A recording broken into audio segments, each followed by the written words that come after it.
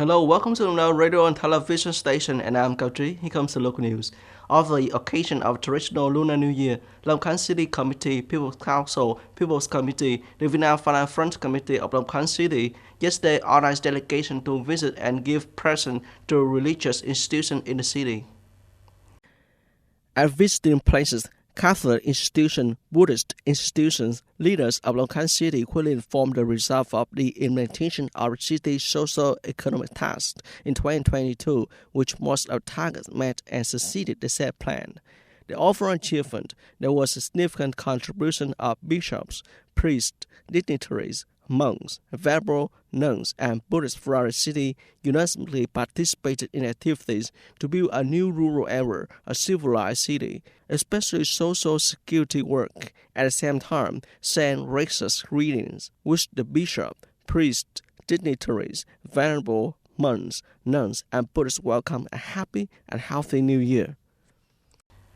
After 15 days of crossing the sea, tens of tons of goods, necessity, that give up cadres, enterprises, and people in the mainland were transported and safely handed over to officers and soldiers of the rig houses by the delegation of the 2nd Naval Region.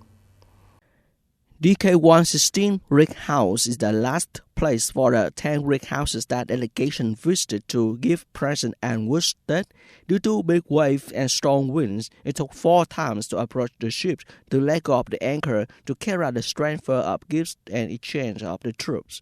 Tens of tons of glutinous rice, yam leaves, beech branches, and sun cars carrying love from the mainland have been delivered intact to officers and soldiers of rig houses. Despite hardships, every member of the delegation feels that what they experience is still nothing compared to the silent sacrifices of officers and soldiers who are working day and night in the middle of the sea and waves. This is a training and growing environment. If you have received the mission, you must be determined to complete it. This is the most concrete way of expressing patriotism. After 15 days at sea, the delegation has completed its mission. The cadres and soldiers have become a bridge between the mainland and the sea through the spring gifts, words of encouragement to congratulate the new year. The Labour Confederation of the province gave information that on occasion of the Lunar New Year this year, along with the organization of a trade union market program and a happy third week of workers, trade unions in the province will organize activity to care for and support over 850,000 workers with an amount of about $250 billion for union members employed in difficult circumstances. In addition, this year, the Provincial Party Committee and the Provincial People's Committee provided purchase support to 60,000 disadvantaged workers with the amount of $30 billion. Brazilian authorities have restored order after attacks of government headquarters and the Supreme Court. The forces began to clean up the capital. The outside of Brazil presidential palace and Supreme Court were attacked by thousands of supporters of former President Jair Bolsonaro on Sunday. Windows were broken, chairs were broken, rocks were scattered everywhere.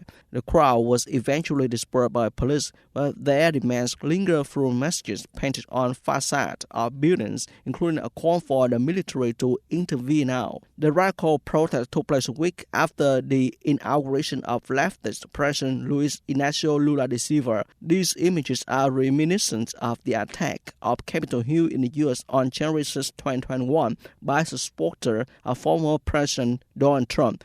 President Lula claimed, "We'll find out who pulled the strings for this, and they will pay the price with a power blow for this irresponsible, undemocratic act, the action of vandals and fascists." On Wednesday, Iran's Supreme Court sentenced 3 more people to death for killing security forces during months of anti-government protests in the country. Iran has sentenced 17 people to death since nationwide protests broke out last September following the death of 22-year-old Mahsa Amini while in police custody.